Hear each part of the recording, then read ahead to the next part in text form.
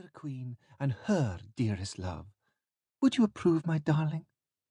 Capital choice, says I. Couldn't be better. Not unless, I thought, you called him Tom or Dick or William or whatever the fellow's name was who was in the hay with you.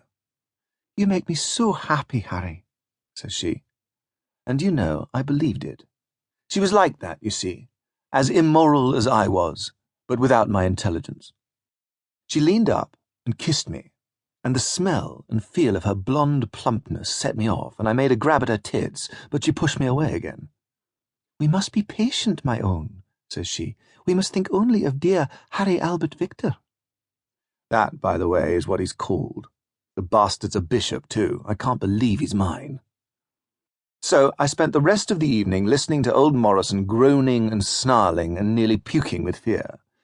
I gathered from his vapourings that there had been recent riots in Glasgow and even in Trafalgar Square, and that there was to be a rally of Chartists on Kennington Common, and it was feared they would invade London itself. To my astonishment, when I went out next day to take my bearings, I discovered there was something in it. At Horse Guards, there were rumours that regiments were being brought secretly to town. Special constables were being recruited, and the royal family were leaving town. It all sounded damned serious, and old Morrison had actually plucked up courage to go to Marlborough Street and test as a special constable. But on the morning of the great Chartist meeting at Kennington, though old Morrison set off to join the other specials, he was back in 10 minutes, having sprained his ankle, he said, and had to be helped to bed. I was sorry, because I'd been hoping he might get his head stove in, but it wouldn't have happened anyway. The Chartists did assemble, and the specials were mustered to guard the bridges.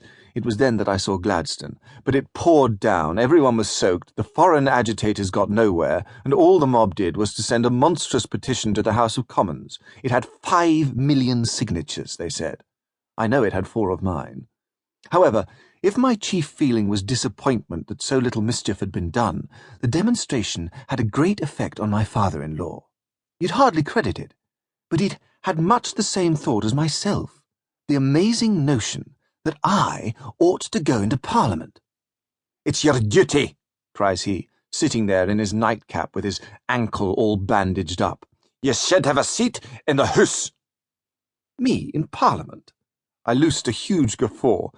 Do you think that would keep the Chartists at bay? At this he let loose a great tirade about the parlous state of the country, and how it was everyone's duty to rally to the flag. Oddly enough, it reminded me of the kind of claptrap I'd heard from Bismarck, strong government and lashing the workers.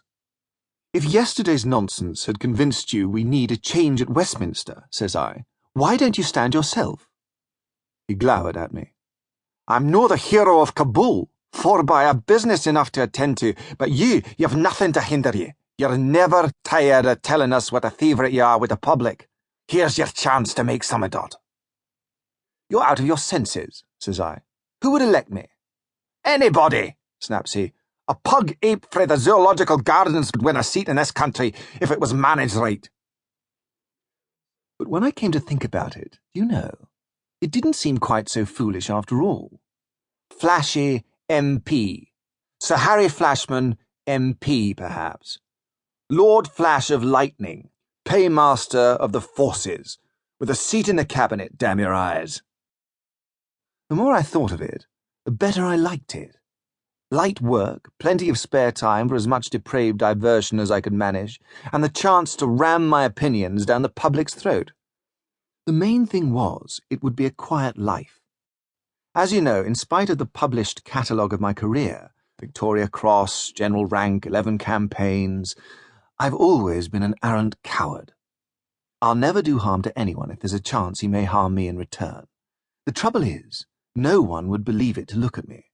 I've always been big and hearty, and looked the kind of chap who'd go 3 rounds with the town rough if he so much as stepped on my shadow, and from what Tom Hughes has written of me, you might imagine I was always ready for devilment. Aye.